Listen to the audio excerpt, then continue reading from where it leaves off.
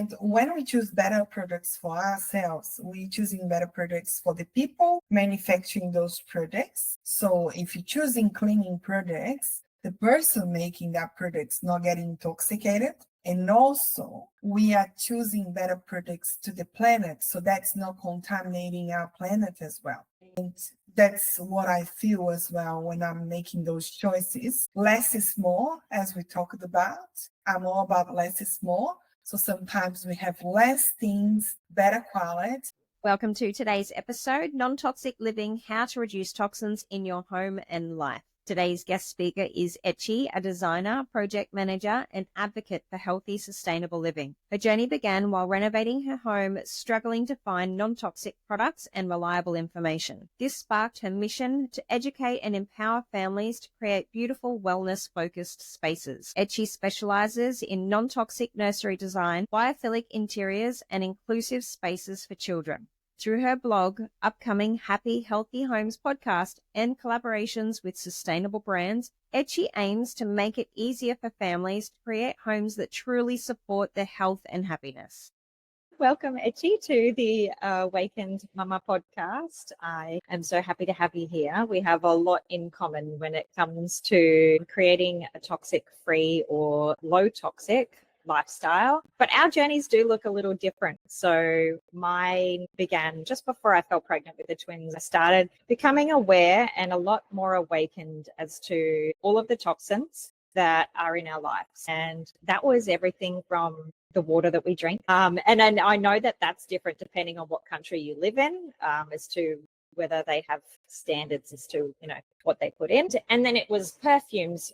They're having a massive effect on our hormones and all of that sort of thing. And, I'm in my 40s now. I do need to make sure that I am looking after my hormones and doing all of the things. And health is a high standard of mine. It's one of my biggest values. And so cutting out those things, and then it led to the produce that we eat. All of the harmful toxins that are in all of those foods. And look, even organic, you can't really ensure that it is free of that sort of thing. So our journeys look different, but we have so much similarity. And I would love to learn a little from you about your journey to creating a toxic-free lifestyle, because yours came from a background of being an architect. I'd love to know what the main toxins that you look for when it comes to creating that sort of lifestyle that people need to be aware of. Well, thank you so much for having me. I'm very excited to be here today. Yes, it was really nice when we talked the first time, how we aligned our journey. My background, I studied architecture. So I've been working in architecture for many years. And then I started working as a project manager. And now I'm a project manager, a lot of projects. It started because when I started working in architecture, I was lucky enough to start designing for children. And that was an eye-opening because I come from Brazil, and Brazil has so many other issues that people don't even have the mindset yet to look into those things. And when I came to Australia, I was fascinated when I was starting to design the childcare, how restrictive was the regulations here. And that prompted me to research even deeper, go deeper. And I love reading articles. I know that sounds a bit weird because they can be quite complex, but I really like it. So, and not at the time, I suffered from allergies my whole life very badly. And my mom was always taking me to hospital. And when I came to Australia, it was so funny because I had an inhaler that was so strong that all the doctors in Australia thought I had asthma. That how bad my allergies were. And when I started discovering a little bit about toxins and materials and everything, I started taking myself as a test. I said, why not I start testing everything on myself and see if it improves? Because, like you said, we always understand about some things like food. Food's the first thing we always change and exercise and focus on. But most people has no idea. Unfortunately, these toxins and allergic components are everywhere. So then I started testing some things I was learning on my research into my own house, and my allergies started getting less. I didn't need the inhaler anymore, and things started to happen. And I was, okay, this alignment with diet and other things is working. So maybe this is how I'm going to change. And then I started making bigger changes. And then we bought a house and we renovated. And I had even more knowledge to choose better materials and all the things. And nowadays, I'll tell you something, I'm completely free of allergies. I love that. It's really strange. Like it needs to be something really triggering to trigger my allergies. Like in Christmas, we spent 3 days with my husband's brother, and they had Bernese dogs that release a lot of hair, and they have the dandruff. Then I started getting a bit sick. But my day-to-day life now, work, home, I have a dog, but he's a little bit hypoallergenic. I don't have anything. It's amazing because all the sniffing, my nose was always running. It was embarrassing. Imagine working in an architecture office, being on meetings with clients all the time, and you always with a running nose and sniffing. I felt so out of place. All I wanted was to fix it. Do you know what I mean? Yeah, absolutely. I can relate. I love that. Well done that you've been able to overcome that just by making some shifts when it comes to toxins. And I know that it was really a cascade for me of finding, so this is toxic. This is what I'm going to do. Swap the organic and try it where you can. You can't always buy organic. And so another thing, if you can't buy it, can you grow it? Those sorts of things. I had to be aware of when I had the babies that there are toxins that shouldn't be there, that nappies and baby food, they should not contain carcinogens, but they do because it's just not regulated. And so they can get away with putting poisons in things that we are using for our babies. And it's scary to know that from such a young age, we are giving them so many things that are so bad for their health and their longevity, really. We're starting them off so terribly with all of those things. And so those were a lot of the first steps for becoming a mum that I was like, okay, I was good with making their own food, but it looked a little different now from my older kids. Now I'm using organic foods and that sort of thing. So those sorts of things were really important to me. And obviously not wearing perfumes around the babies. And I didn't allow people to wear perfume when they came to visit the babies. So they were really important to create a home that when I'm bringing people in, they respect our wishes. So what are some of the steps that you would like people to take in able to create a healthier home? It's really interesting when you say about pregnancy and babies, because I think you started on the right time, because when we're pregnant, we absorb, some studies say that we can absorb more toxins because so then every time someone comes to me and say, just as an example, I'm going to paint the baby room. And then I say, hold on a second, just make sure you choose the right paint and you're not exposing yourself too much. And the children as well, they are little, so they're developing. So that's the phase they are more susceptible to absorb toxins. That's why the regulations for childcare in schools, especially childcare, are very strict. So when I started this journey, I started discovering some main toxins. And that started, like I said, designing for childcare. And one of the main things that I came across is the VOCs. So what are the VOCs? The volatile organic compounds. So they're like gases that offset all the time. So for example, when we paint, install new floor, buy furniture, pretty much everything we do on the space has those VOCs. So these are one of the things we need to be aware of, because when you know, it's much easier for you to stop that to happen too much. So nowadays, there are some products that are low VOC, and they are regulated as low VOCs. So usually like childcare, schools, and even universities use this type of products already.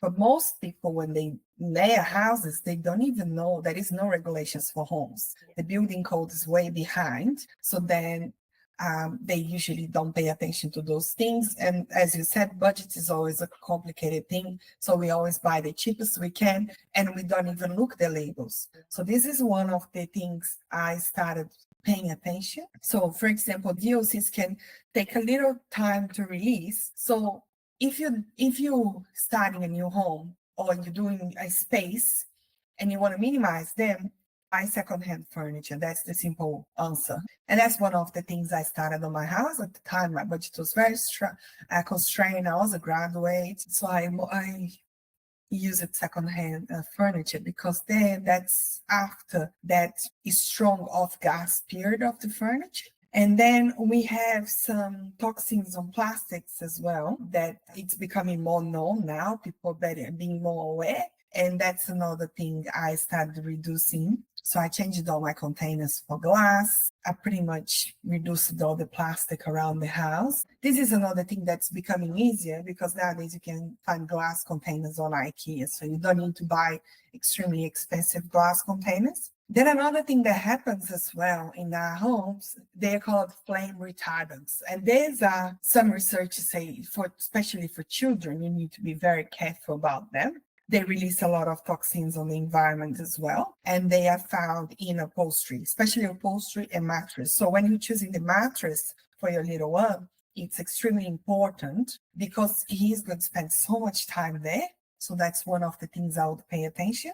And other things like mold and dust mites. So for those things, it's very simple, because mold and dust mites, they thrive in dark, wet spaces. I know we're all very busy. Like, for example, usually most people, I just wake up, have a quick coffee, need to go to the office every day. So people just leave their room dark the whole day, don't open up the curtains, and we're always in a rush. And if you have kids, it's even worse, because then you have to dress the kids, drop them at school. So the only thing I say, to stop mold and dust mites, make sure before you leave, open up your blackouts, let the sun in your room, and as every possibility, open the windows to create that cross ventilation. This fresh air will be what will be essential in your house, because we will help take all the VOCs, the things in there that's stacked there outdoors. Unfortunately, the air conditioning system usually doesn't do that, unless, like, I work with large scale buildings and they don't have windows,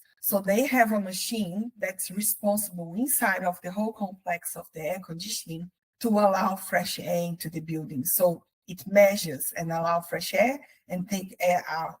But usually in our homes, the air conditioning doesn't have that capacity. And then you need to be very mindful. In a day like in Adelaide, it's hard, because some days you have 2 weeks of 38 degrees and at night it's really hot as well. But then the other day, as soon as it came down and it was cool and the breeze was nice, I just started opening up all the windows. You feel that the air is stagnated. I think you can feel like, Yeah. do you know what I mean? Yeah, absolutely. We always are bringing fresh air into the home. We do have air cons running because we live in far north Queensland, where it does get quite hot and it's humid. So, and because we have a very, very wet season and a cyclone season here, which we're currently in, mold is huge. So one of the air cons that we just got put in the house is really good for preventing mold. So I think that's important to look out for. We're going to look at putting them on throughout the whole house now, because I think that that's such an important thing. You got to look at where you live, and knowing that mold can be such a big thing here, then yeah, doing something to try to combat that, just to make it healthier and easier for us. And another thing I love is bringing plants inside. And I know that we spoke off air about that in our call, where we talked about different plants that we bring inside the home. And I'm trying to remember some of the oxygen bombs, what they're actually called. I call them oxygen bombs because they really do create oxygen, and they're so great to have indoors. And I think it's this mother-in-law tongue is one name for it, snake plant or something. Is it the long? I don't know. Yeah, so we have quite a few plants, and interesting is NASA did a study a few years ago that proved that some plants has the capacity to filter the air, and they're very helpful. So especially on times that, even for mold, so there are some specific plants that help to minimize mold. So the beauty about plants is they bring so many benefits, not just about the toxins. There is one thing that I talk about a lot on my website. It's called biosphere. So biophilia is we are embodied in nature. We need to stop separating that we are separated from nature. We came from nature, and in our DNA, we really need to be connected to nature. If we think about our parents and our grandparents, they used to spend a lot of their time outdoors. Nowadays, the EPA website from the United States show that we spend 90% of our time indoors. So we don't spend much time outdoors. So we don't have enough connection to nature as our ancestors did. So that's why it's becoming more common and more important to bring those elements of nature into your home. And that's why some companies spend millions and millions on offices for staff, because it's proven that when they have biophilia inside those offices, they have less sick leave. So it's proven that the benefits are huge. So having plants in your house is a start, and that's a great start, because on top of getting that connection with nature, the visual aspect of the plants, you also have on top of that the capability of generating oxygen and also filter the air. So there are some plants that are very powerful on that. One of the plants is called snake plants. They're quite popular in Australia. They're like a clear and they grow so wild when you put it in the garden, they will just take over the garden. And it's so easy to just, if you've got them growing in a garden or you know somebody who does, hey, can I just have a little bulb of it, just one little cutting of it to put in your house. And it's a really cheap, effective way to bring some goodness into your home. I think that we just need to look at more affordable ways, because right now, the cost of living, there are so many people really struggling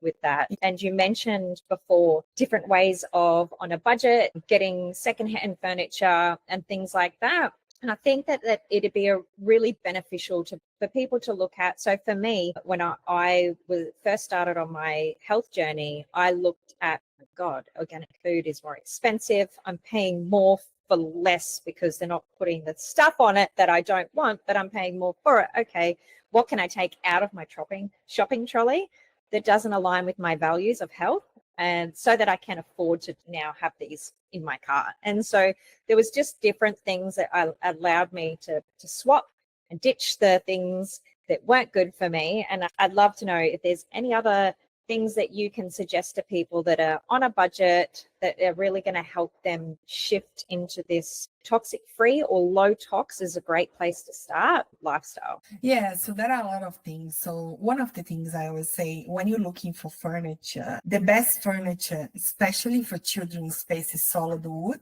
Unfortunately, MDF and all the new furniture, they don't last, as you know, and also they release a lot of toxins. So even if you're looking on Gumtree, or if you're looking on, just make sure you look for solid wood furniture, a nice vintage wardrobe or a nice vintage chair. And then if you're painting that furniture, just make sure, like some people like to give some flair to the old furniture, make it more contemporary, and I love that. It looks beautiful, but just make sure you find a low toxic or non-toxic paint to do that, because you're going to be there sanding that furniture and painting that furniture, and you're going to absorb a lot of toxins on that process as well. So that's an easy way of doing things. Another thing is plants. Plants are great. They're not expensive. And if you're a plant person, your friends know you're a plant person. I get a lot of plants for my birthday, and I love it. Some plants you can grab on the garden, or even like a public gardens. Cutting a little bit of a little piece of plant that won't damage any garden, just a little section so you can grow at home. It's a great way of doing it. As I said, just open up your house as much as you can. Let the sun in. The sun is the best thing against most things like mold and dust mites. Another thing that it's very efficient that I use a lot at home is vinegar and bicarb. Yes, I love They that. are quite cheap. Yeah. And you cut down so much on your costs for all of the chemicals. When you start making your own, it's so much cheaper, because we use one thing that has so many benefits. I use it throughout the home, and while it cost me, I think it cost us, it was a bit over $100. We've been using it for nearly a year now, and it has been used in our baby wipes, our baby wash, our pump soap, our disinfectant soap, and it's just Castile soap. So it's natural. And it has so many benefits. You can wash your fruits and vegetables in it. And we bought it was nearly 4 liters, 3 point whatever it was. And so when you look at, if someone's buying the disinfectants and the soaps and that all adds up. And so if you're looking at ways to cut costs, making your own, and like you said, like lemon or vinegar, I use those things when I started too, before I got the Castile soap, and it allows you to spend money somewhere else on the better quality furniture. Even when you're buying it from Gumtree secondhand, you want to pay just that little bit more for quality, just to ensure it's not going to wear down, it's not going to break in the long run. So you're still saving money there, and it's better for your health. Yeah, and nowadays we're very lucky as well. Most big supermarkets have options for cleaning products. That's one of the places that I started making changes. And like you said, you can make your own cleaning products. Another thing is, stop using air fresheners in your house. Unfortunately, the air fresheners are full of VOCs. All the list I listed above, and make what I do. I buy an essential oil. You can buy essential oils even on supermarket these days, and distilled water. Yeah. And then I put some drops of the essential oils on the distilled water. And that's my air freshener. And then I spray around the house, and it's so nice. And then you can choose whatever smell you want. It doesn't need to be a synthetic smell. Yeah, I love that. I used to have that too. I'd spray the curtains and I'd spray the couch, and I have to do that again because now I've got the oil diffusers set up, and that's become our scent of the home. That and the twins, the mess they're making. But I love that because it's such a cheap way. You're going to pay whatever, depending on what brand you're using. Make sure you're getting a good quality one, because again, that is something that you need to make sure that is a quality essential oil, and it's not filled with all of the things you don't want. And you can tell the smell difference between a synthetic essential oil, and make sure it's not like a fragrance oil. To make sure it is an essential oil, that's really important. So yeah, there are lots of things you can start doing, and don't feel overwhelmed to do everything at once. I did things very slow. And if you're renovating, and then that's where you need to be a bit mindful about materials. And that's when I tell to my friends and everyone that they need to read the labels. So for example, when you go to a dietitian, they teach you that less ingredients in a can is better. It's the same for anything in your life. If you're buying a paint, less ingredients, when it's become that massive list, you know that something's wrong. Nowadays, there are a lot of water-based options and low VOC or non-VOC paints, and even natural paints that you can buy. When installing wood floors, check with the contractor if he has a less toxic option. We, in our house, got really lucky because the house had all these matchy floors everywhere. It was like tiles, carpet. It drove me nuts as a person that works in architecture designer, because look ugly and you want to cohesive. Yeah, no flow. There was no flow. And then my husband started taking one of the rooms out, and we discovered we have Tasmanian myrtle underneath everything. It was such a shame. Tasmanian myrtle nowadays is used for extremely expensive furniture, and was underneath all those floors. So my husband did the demolition, took all the carpets, took all the nails out. Then we paid someone to sand, and that's when I told him to use a water-based or type of finish on the floors. And yes, he understood. He was happy with that. And yeah, the floors looks great. So it's just understanding and making that decision at the time. It's just instead of just letting the contractors take control of everything, sometimes you have to take a little bit of control as well. Yeah, absolutely. I love that you mentioned the ingredients, because that's something that for years I've been looking at ingredients on just the food labels and things on what we eat.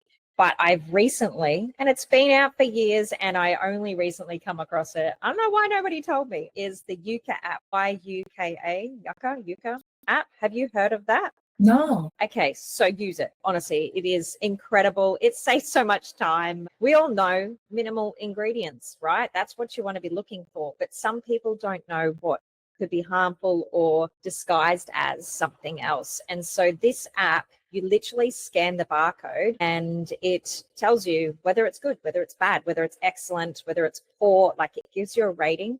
And you can literally click on, if it says that it's not good, you can click on it and it will tell you why. It will give you the harmful things that are in it. It may have vegetable oil in there, seed oils, that sort of thing that you need to be aware of, or just whatever it is. It might have like a red dye or something. It'll tell you, which is really helpful for mamas who are looking for snacks for their kids or baby food, things like that. And you can use it for cosmetics as well. So it's cosmetics and food. There's certain things it won't scan, like supplements and things like that. It's not going to scan for you. But if you're buying supplements off a supermarket shelf, then just know that it's probably not great. Anyway, it's a supermarket. And so that leads me on to pregnancy. Congratulations.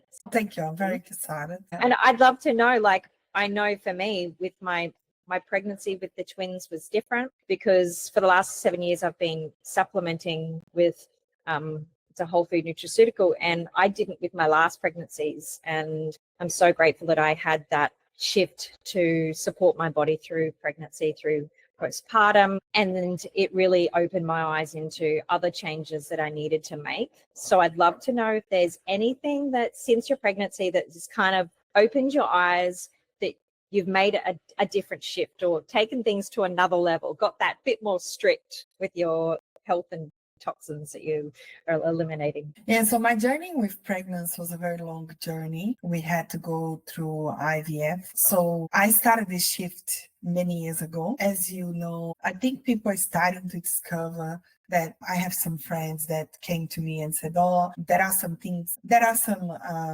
diseases on the uterus that's caused by like diet, toxins, and it's starting to become some research. And then they start making the changes on the diet. But because I made so many changes for my allergies, it's like I said, house toxins, I don't use any, the only body product that might have some toxins is sunscreen, because all the sunscreens I got that was fully natural had some, it was very hard to apply, but then that's not, I use an Endopa one I think it's pretty natural. And in food, it's been a journey as well for many years with diet. We don't eat fully organic. I hope we can get there one day, but we're very mindful about what we eat. And we have some local shops here that has toxin frees and that you can go and buy instead of buying vegetables on supermarket and things like that. So then with IVF specific, I was so concerned about everything that I was being restricted on my diet and really trying to exercise and still applying all those things. And one of the things that helped me a lot as well, there are some researches about soil contact, because there are some microorganisms on the soil. They are extremely important for gut health. And that was a life-changing for me, because since we moved to this new house, we have a lot of gardening to do. And I really like putting my hands on the soil. Sometimes I don't even use gloves because I really know the benefits of the soil and getting organic soil. And in our garden, I'm very worried the same things at home, to use organic products so I don't contaminate the plants. So yeah, that was life-changing. And then since doing IVF and living on this new space, I had this opportunity to be more hands-on earth. And grounding has been a big thing for me as well. Getting outside, keeping my shoes and just putting my feet on the grass. Yeah, that's something I love doing. So just being able to have that contact with nature, it's been a life-changing. And then when I got pregnant, I was just applying all those things. I just continued everything, but a happier person, because now I don't have the stress of trying to get pregnant, and just enjoying as much as I can my pregnancy now. I love that. Grounding it's so important, and I don't think enough people are doing it. And we try to make a very conscious effort. And like I mentioned, we are in the wet season. So it was raining this morning and then it stopped, and we try to get outside as much as we can. And we make an effort to do grounding. So in a perfect routine, and I'm not perfect, but I try to do this as much as we can. Sunlight in the morning is so important. And so I've been getting out in the break in between the rain the last couple of mornings and taking the babies outside. And I had my breakfast outside yesterday while the babies played. And it's that time of the day in the morning, the end of the day, where the sunlight is at its best. It's not going to burn you. So you don't need sunscreen, and you can go out. And I like Ocean, one of my twins, we believe is allergic to the sun. We've taken him to the doctors for this because I think it's his skin is the only reason we've taken him to the doctor. And he used to, when he was a little baby, he used to come up with these like little tiny spots of almost blisters, but not if he spent 5 minutes in the sun. 5 minutes if he just got a tiny little bit of sun, whereas his twin, not so. Like she has my skin and I have more olive skin, and so she doesn't burn, whereas he will burn and come out in blisters. But what I love is that supplements that I use, I have recently learned, and it makes so much sense, is that over time it actually helps your skin create, I don't really know how to explain this scientifically, but it's like it will help your skin so that you don't burn in the sun. And that's not to say don't wear sunscreen. This is not, I'm not saying that. And we definitely, if we were going to go out in the middle of the day, we would. Now, compared to when he was a little baby, because he's been on these supplements through my breast milk and through the chews since as little as when he could just chew on them, he's been having them. He does no longer come out in those tiny little blistery kind of spots if he's been out in the sun. And so I can take him out of a morning. Now, I want to speak into how important this is. We create melatonin in the morning. So if we're going out in the sunlight, that's when, not blocked by glass, not blocked by anything. We go out in the sunlight, we're creating a melatonin. And then we bookend our day. After dinner, we have an early dinner. And if we can, look, there was a few days in a row where we literally were going for walks in the rain because it wasn't raining when we started, but we knew it was going to. And the kids had so much fun. They were on their little bikes and we were walking them. And then we were like driving them through puddles. But anyway, when you're out in that natural light as the sun is setting, the levels of the sun indicate to your body to release melatonin. So if you want to get your kids to sleep, or if you have trouble sleeping, the end of the day sunlight is so powerful because it's telling your body it's time to release the melatonin that you created in the morning so that you can sleep. So you can put your kids to sleep at the end of the day, and it really does help. So there's some beautiful times, morning and afternoon, that you can go out in the sunlight and you don't need to worry that you're not going to get sunburnt. Because I know what you said about sunscreen. I make my own now because it is hard, and knowing that the ocean is so sensitive, and we live in where the tropics, where we're going out on the boat to islands, you get more sunburnt because the sun, and it's reflecting off the sand and the water and all of that. Like it's so important to protect your skin, but to go out and spend that time outdoors and the grounding, like it's just so beneficial for so many things. It's funny because after I spoke with you last time, I told my husband that's a beautiful routine to start. I finished dinner and go for a walk. And we have a playground very close to here as well. And he said, oh, that's a great idea. So maybe something we're going to do with her when she's big enough, or even like maybe we have a dog and any excuse for him to go for a walk, he's super happy, even when she's a baby. Because I think in the morning, getting on the garden and doing something with them, I think it's great. And then when you talked about that routine, about going for a walk after dinner, because there is the other side as well, not just about the sun. That is like after you eat something, if you go for a walk, for your bodies. That is all those things that aligns. And I was, that's such a good idea. That's already something I noted. And I was like, I'll probably start doing that with her when she's born. Yeah.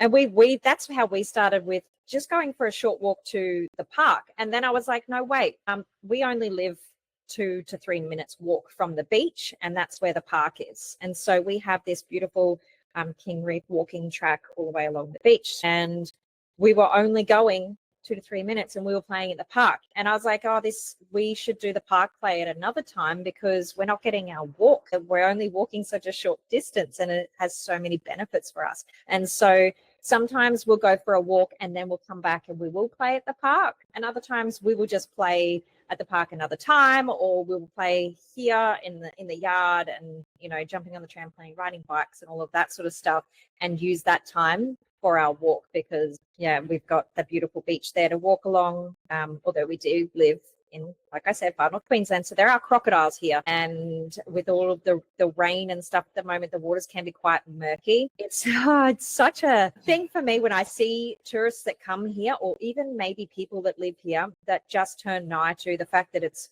croc country. We've had some attacks over the last few months of a little boy and a dog, and because people are just so complacent, you will see the adult sits at the top of the beach and they're letting their kid down in the shallows. Now, a croc, if they're going to see something little as bait, they're like, yep, let me at it. That's my food. When you are tall and you're an adult and you're standing there, they're not going to come as much as they would if you're just a little. So be mindful of that, people. Anyway, that's on a different rant. I know, but what I feel so lucky, I just went to Brazil last year to visit my family, and my sister has a little one, and he was 5 months at the time. Now he's 1 year old, and I felt really sad that my husband as well, they don't have as many options. Like here, we are so privileged. I just feel like that. So it's because the natural spaces, you live so close to the beach. Where we live on the hills, so we live close to national parks. We have a beautiful river walk, and we are 10 minutes driving from the beach as well. So some days, like usually Fridays, I just put my dog on the car, we go for a long walk on the beach. Just having that much nature around. In some big cities, people don't have that privilege. And that's where they have to be more mindful about their house and their sanctuary. So then they need to bring nature in a bit more and be more mindful about those things, because you get out of my sister's apartment, it's concrete. And then it's not much. And then she'll walk, there is a little square, and that's all they have. And if you wanted to take your kids for playground, they have to pay a shopping center to do it. There are not many playgrounds, or you have to pay a very expensive membership on a club to be able to access the swimming pool or something like that. So it's when we become more, how can I say, alienated or out of natural spaces. Oh, absolutely. So so many people that I've spoken to that have said their health and their mental health has suffered when they've moved to the big city, and they thought that they needed to move there for the opportunities and all of the things that the big cities have. But then, okay, so you're surrounded by pollution. There's that. You're living in like Lego land. Houses are like boxed on top of you. There's no nature there. And then, like you said, the busy morning, okay, that's not good for your hormones for starters. Okay, so I have like a bit of a non-negotiable. I don't do early morning calls, and that's because I have a slow morning, and that is because we create our hormones of a morning. It is important for me I'm in perimenopause. It's important that I am managing and aiming for optimal health, and I don't want to set myself up to create the stress hormone, because the cortisol, because I've just been on the go and been busy and I haven't taken time for myself. And so when you're looking at all of the things that you have in your busy lifestyle, because you live in that kind of environment, you really do have to be more mindful of, what can I do? Maybe it's a meditation on your lunch break, and it's bringing your plants indoors so that you can have that, wake up a little bit earlier and sit by your plants and watch the sunrise or something like that. Have your coffee and have that sort of slow moment before you step out into the crazy busy. Or and maybe find, like, we have so many beautiful waterfalls around here that no matter what direction we go, we've got waterfalls, and it's beautiful, and I love that. We go on lots of different family adventures. So there's still got to be places around when you live in the city that you can go to that are special, or you can create that special place that you can be surrounded in nature. Like nature, it really is, it's everywhere. Yeah, you just need to make an effort to do it. And then Yeah. like just, but yeah, most people doesn't have this knowledge that nature is so important and we need it. Yeah. And then they just get on that routine of living on these busy places. But Yeah. yeah, you're right. And you're lucky to have waterfalls up there. Something I miss because in Brazil, my state is it's full of waterfalls. It's beautiful. And here in Adelaide, it's very dry. Yeah. I would probably have to go to Melbourne or somewhere to find a really nice waterfall and Yeah. see it. It's kind of paradise here. It's a place you don't need to take a holiday from. It's a place you would go to for a holiday. Obviously, we do still take holidays, but at least we enjoy and really do appreciate what we have access to and really do utilize it. So I feel like we could just speak into this all day for hours. Yes. And it's funny because, like I said, we have both different lifestyles, both different takes on creating a toxic free or a low toxic lifestyle, and with the same vision in mind, with like, it's for our health, it's for our children's health, it's for like our future children, like all of these things. We know how important it is. And I love that you are helping people and sharing your message. People can get something from you, can't they? If they come to you and they follow you, they can get a little freebie. Tell us. Yeah, so on my website, we have some resources for them to start their journey that will help them and explain biophilia and some things. So I just go to our website and look into the resource and see which one aligns with you. I think it's like you said, this is a very important message. You were saying that everyone has a very different lifestyle and everyone's different and everyone's really busy. So just make sure you're doing what you feel comfortable and what's right for you. No, we're not here to try to make people feel pressured. We just wanted them to make better choices and understand and be mindful and present. So yeah, go to our website, look into the resources. We have a blog post as well that comes out. So that is, I really like writing for children, but at the same time, writing things about plants and all these different topics. There's so many topics out there.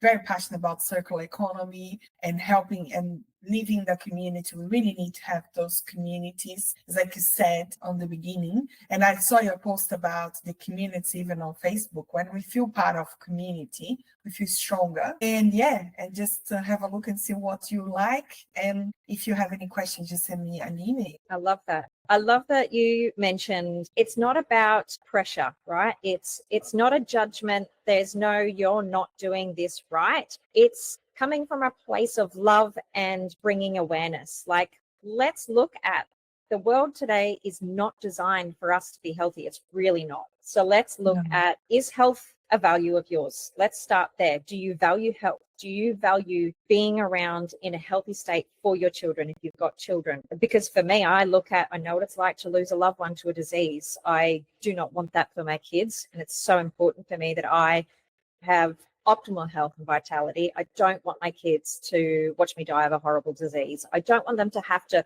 take care of me because my brain doesn't function anymore and I don't know who they are. These sorts of things, I feel for people who go through this. It's just creating a space for people to invite them into, these are the sorts of things that you can do.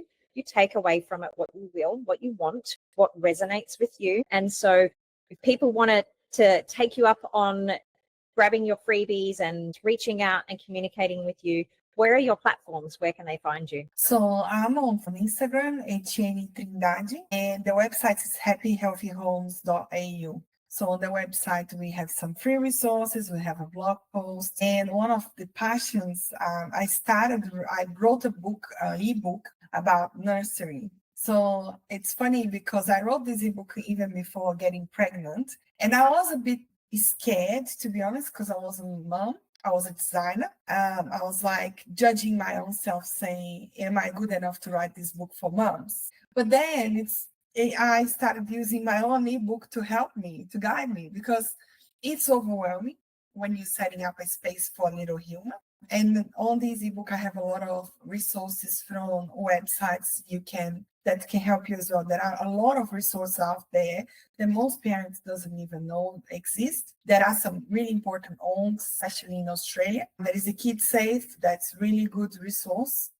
As a designer in architecture, we use Kid Safe to design playgrounds, to design if you're putting a playground together or something on your backyard. And Red Nose is a really good ONG as well that I would follow on Instagram. And they have a lot of good tips for parents, how to put these children to sleep safe. And then there is, when you're setting up the nursery, you never know where to start, what to look for, how to read the labels. And I wrote this ebook that's a step-by-step guide with some checklists. And actually now that I have a little bit of baby brain, it's actually helping me through these steps. It's funny. I love that. And you are a mum now. You are caring for a little one. You are carrying a little bundle of joy, and you're taking care of your baby by doing all of the right things and, giving your baby the best start. So I love that. Well done. And I will put all of your links in the show notes so that people can click on and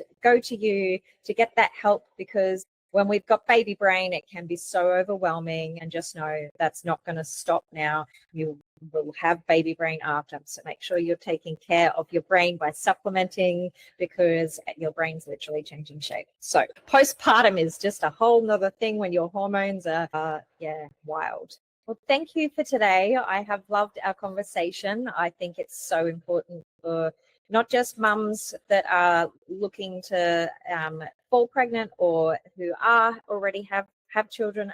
This is for everybody. We are all human, and we all need to live a life that is free of the toxins, and just so we can feel our best. You can do one of two things. You can invest in your health, or you can invest in your sickness. And it's that simple. There are really effective ways that, like we've mentioned, of creating the healthier swaps. And it just makes such a difference when you start eliminating those things out of your lifestyle. And you just can feel it within your body. You can feel, I was the same. I was used to just be heavily hay fever and like just the nose, and yeah, I can relate to that. And it just makes such a difference. Bring the plants inside, open up, remove the fumes of all of the cleaning. Because I'm a mama. I'm going to be cleaning a lot. Like, I'm going to clean up after the kids because they're eating all day. I don't want to be having to breathe those fumes in all day, and I don't want them to be either. Yeah, that's right. And what we need to be mindful of as well is we are living with a lot of toxins, but that's not normal. So if we always start choosing non-toxic products, the companies will have to change. Yeah. So it's a big shift. And remember, one thing I'm very passionate about as well, I'm really passionate about sustainability. And when we choose better products for ourselves, we're choosing better products for the people manufacturing those products. So if you're choosing cleaning products, the person making that product's not getting intoxicated. And also, we are choosing better products to the planet. So that's not contaminating our planet as well. And that's what I feel as well when I'm making those choices. Less is more, as we talked about. I'm all about less is more. So sometimes we have less things, better quality. And I'm so grateful I was here with you. It was such a nice conversation. Thank you so much for having me, let me be part of this podcast. And all the best, and I hope we keep in touch. Yes, definitely. We will stay in touch. I want to watch your journey unfold as you welcome your baby Earthside. When are you due? Tell us. I'm due in April, so 10 more weeks. How exciting. And do you know what you're having? A girl, so yeah, little girl. Congratulations. Super excited. We're counting the days now. It's on the third trimester, so we just want to see her face, and my husband and I are really excited about it. Yeah, that's beautiful. Have you created your birth plan and your birthing preferences and all of that? Yeah, so I'm about to create my birth plan. I think next week we start writing it, and this weekend we have a baby shower, so that'll be exciting to celebrate. As I said, we had a very rough journey to get to this stage. So I really want to celebrate with friends and finish her nursery. I'm excited about that as well. Yeah. So then everything's ready, and then she can come. Beautiful. Well, I spoke into my birth story a little bit on the first episode and how I wrote my birth preferences, and I shared the little book that I wrote all of my birth affirmations, and I had to be very clear on the kind of birth that I wanted, my standards of my boundaries of what I would allow and what I wouldn't, because I was coming up against so much from the hospital, all of their scare tactics, because it was COVID when I had the babies, and so my partner wasn't allowed all of my hospital appointments. And then it was right before we were due to give birth that all the rules changed. And that was so good because he could be at the birth and there wasn't going to be any kind of hoops to jump through and all of that. But my birth plan was very, very clear, and it helped me to have the birth that I really did want, without the interventions, and letting them know that I wouldn't be having the injection for the third stage for the